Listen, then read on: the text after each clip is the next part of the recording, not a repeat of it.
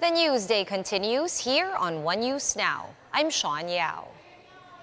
Vice President Leni Robredo visited the Cordillera region to woo voters in the area. Despite the downpour, thousands of Cordillerans were present at last night's grand rally in support of Robredo's presidential bid. The Vice President did not receive any endorsements from high-ranking officials in Baguio City. However, Robredo did manage to secure endorsements from national artists in the region. Today, Robredo is in Iloilo to thank volunteers who helped in her campaign.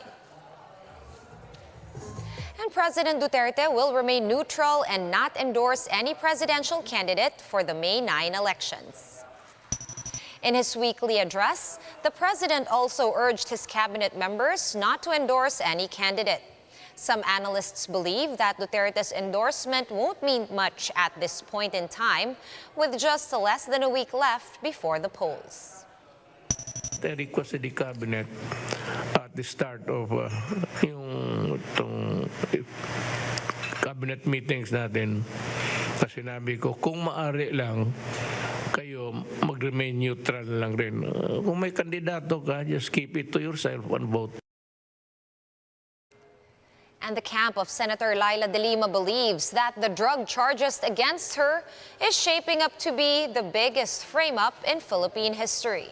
Marlene Alcaide with the report. After more than 6 years, former Corrections Chief Rafael Ragos recants his accusations against detained Senator Laila De Lima. Considered to be a star witness in the pending court cases, Ragos said then Justice Secretary Vitaliano Aguirre forced him to invent a story.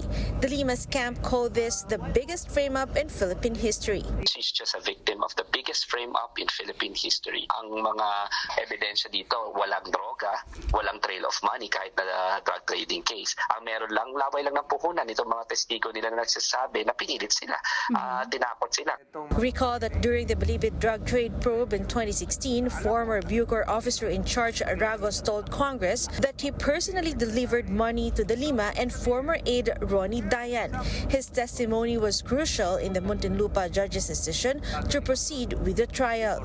His retraction comes days after self-confessed drug trader Kerwin Espinosa recanted his accusations against De Lima. This should not be taken lightly, said former Integrated Bar of the Philippines President Attorney Domingo Cayosa. If coercion is proven to be true, he said government officials might be held liable. Malaki talaga ang mawawala sa tiwala at bilib ng taong bayan dun sa kaso laban kay Senator De Lima at maaring maniwala sila sa paningin ng iba na politically motivated lang ito para patahimikin siya.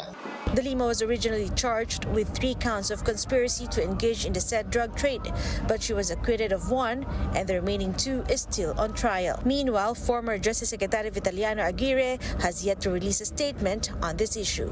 For News 5, Marlene Alcaide, we are One News.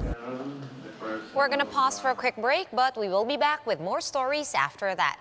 Keep it here on One News.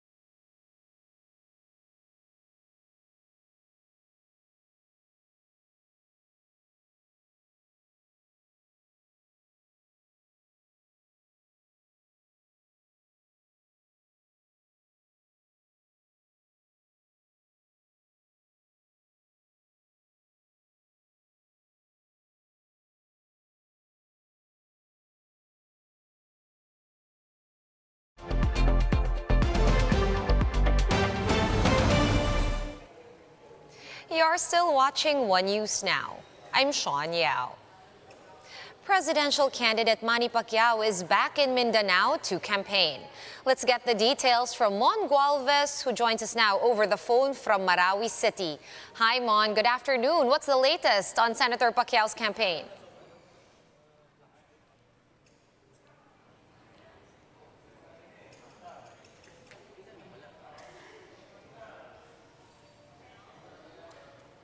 Hello, Mon.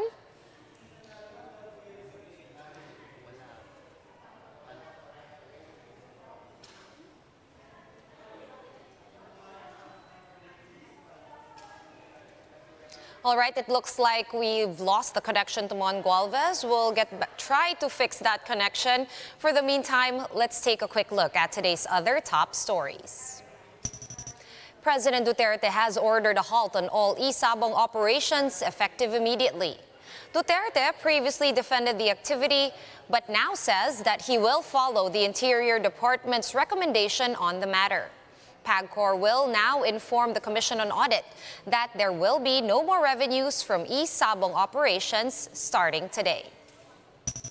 The Foreign Correspondents Association of the Philippines, or FOCAP, has cried foul at online attacks from the supporters of Bongbong Marcos. FOCAP is urging social media platforms to look into the harassment on some of its members.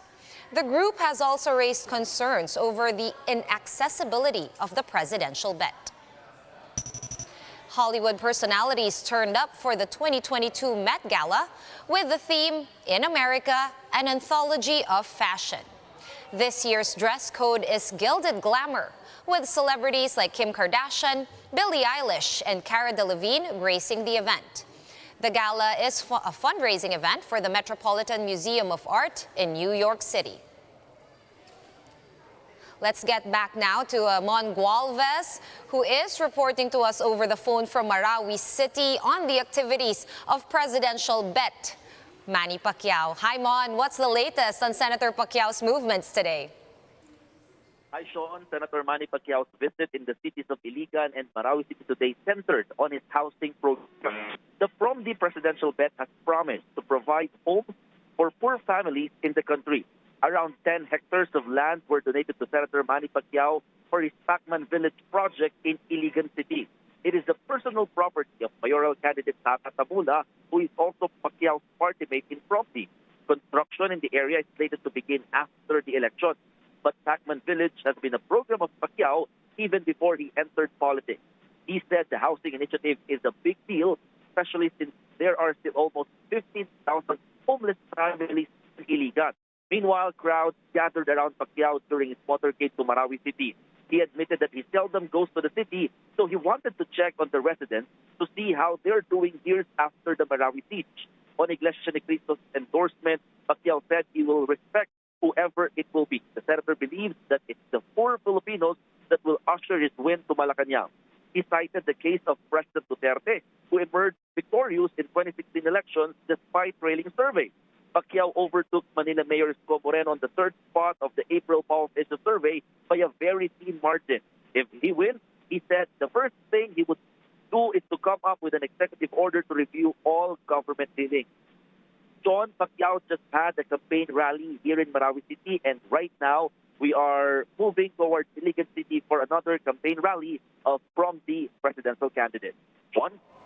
Right, thank you so much for all those updates. That was Mon Gualvez reporting to us over the phone from Marawi City. Thank you, Mon. And for more updates, visit News 5, The Philippine Star, and Business World online. Visit our website, onenews.ph, for more in-depth analysis. You can also catch One News on the Signal Play app. Register for a free account at www.signalplay.com and stream One News live anytime, anywhere. Masks on, wash hands, and stay safe, Philippines. I am Sean Yao. We are One News.